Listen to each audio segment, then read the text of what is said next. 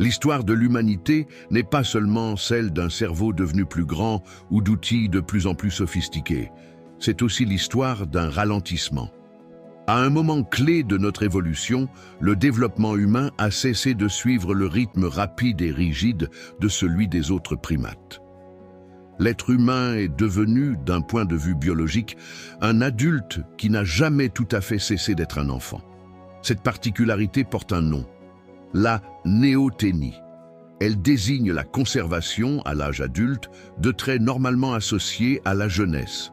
Chez l'humain, elle s'exprime de multiples façons. Notre visage reste relativement plat, notre crâne conserve une forme globulaire, nos mâchoires sont réduites et notre pilosité faciale limitée, autant de caractéristiques que l'on retrouve chez les jeunes primates, mais qui disparaissent chez eux à l'âge adulte. L'humain, lui, les a gardées. Mais la néothénie la plus décisive ne se voit pas immédiatement, elle se situe dans le cerveau.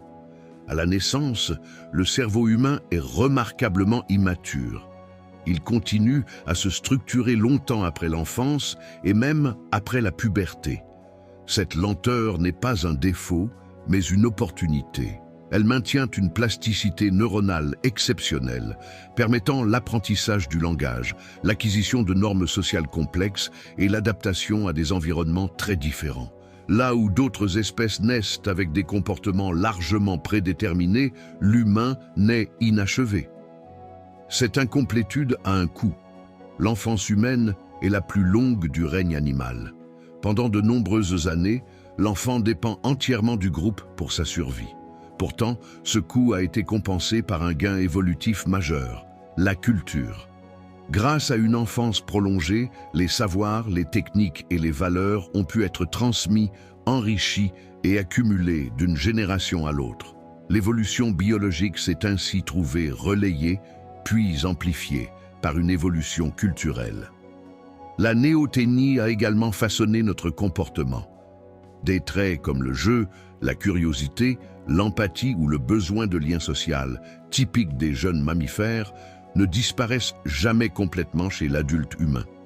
Ils deviennent au contraire des moteurs permanents de créativité, de coopération et d'innovation. Cette disposition à apprendre, à imiter et à créer du lien a profondément transformé notre manière de vivre ensemble.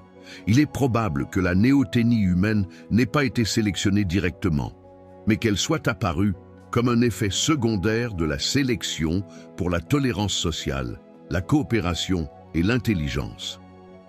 Certains chercheurs établissent d'ailleurs